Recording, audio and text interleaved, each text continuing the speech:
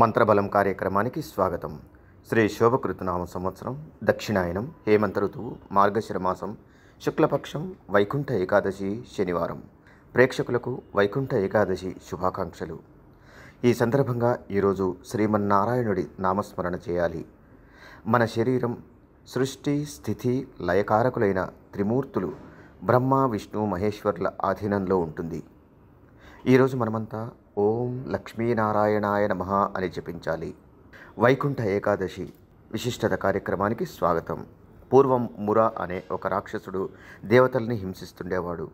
అప్పుడు దైవమే స్వయంగా ఒక గుహలో తపస్సు చేసి ఒక స్త్రీ శక్తిని అతడిపైకి పంపగా ఆ స్త్రీ శక్తి ఏకాదశి రోజున ఆ అసురుడిని సంహరించింది.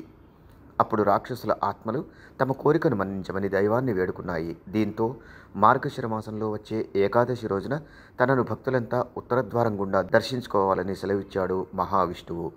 అయితే వైకుంఠ ఏకాదశి సందర్భంగా ఈ రోజున గుమ్మం బయట 2 దీపాలను వెలిగించి తర్వాత వాటిని పూజ గదిలో ఉంచాలి.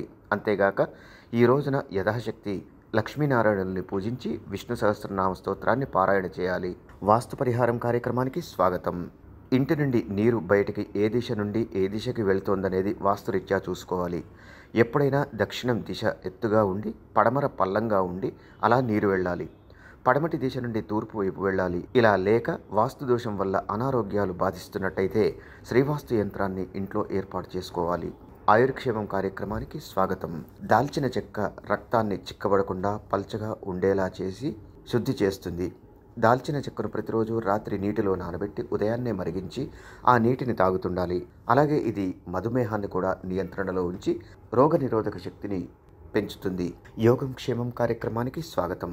ఈరోజు వైకుంఠ ఏకాదశి సందర్భంగా శాలిగ్రామాలను దానమివ్వడం శుభప్రదం. ఈరోజు జపమాల, తులసిమాల, కూర్చునే ఆసనం కొనుగోలు చేయడం మంచిది. బ్రాహ్మణులకు వస్త్రదానం చేస్తే విశేషమైన ఫలితాలు కలుగుతాయి. ఈరోజు సాయంత్రం లక్ష్మీనారాయణుల ముందు 2 రావి ఆకుల్ని ఉంచి వాటిపై ప్రమిదల్లో అరటినార వత్తులతో దీపారాధన చేయాలి. పాలు, తేనె, అరటిపండును కలిపి నైవేద్యంగా సమర్పించాలి. ఈ ప్రసాదాన్ని కానీ తులసి అర్చన చేసి ఆ తీర్థాన్ని కానీ స్వీకరిస్తే ఆరోగ్యం, మనశ్శాంతి కలుగుతాయి. సర్వే జనా సుఖినో భవంతు. మమ్మల్ని సోషల్ మీడియాలో ఫాలో అవ్వండి. లింక్స్ వీడియో క్రింద డిస్క్రిప్షన్లో పొందుపరిచాము. అలాగే ఓంకారం కార్యక్రమాన్ని జీ తెలుగు ఛానల్లో తప్పక చూడండి. ఇదిగో మీ ముందు కనబడుతుంది. దీని పేరు శ్రీవాస్తు యంత్రం అని.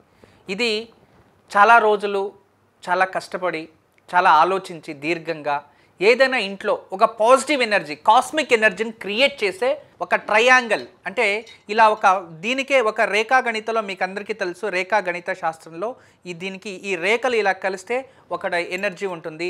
తర్వాత ఇలాంటి రేఖ చూసుకోండి, ఇది ఒక రేఖ మనకి ట్రయాంగిల్ షేప్లో ఉంది. చూడండి, ఇదే ట్రయాంగిల్ని ఇలా కలిపితే చూసారా, ఇలా ట్రయాంగిల్ 2 కలిపేస్తే ఒక చక్రంగా మారింది. ఇప్పుడే కానీ వీధిపోటు ఇలాంటిది ఏదైనా ఉన్నప్పుడు ఇక నుండి ఆ వీధిపోటుకి ఆపోజిట్ మనకి ఏదైతే ఉంటుందో కాంపౌండ్ వాల్ కావచ్చు, ఇంటి గోడ కావచ్చు, అది వీధిపోటు అనేది తూర్పు ఉండొచ్చు, లేదు అంటే దక్షిణం ఉండొచ్చు, పరమట ఉండొచ్చు, ఉత్తరం ఉండొచ్చు, ఏ కార్నర్లో అయినా సరే ఆ ఒక వీధిపోటుకి ఆపోజిట్ మనము ఒక ఇంటికి మేక కొట్టి, ఆ కాంపౌండ్ కానీ ఇంటికి కానీ మేక కొట్టి దీన్ని తగిలించాలి. అంతే, దీన్ని తగిలించేస్తే చాలు.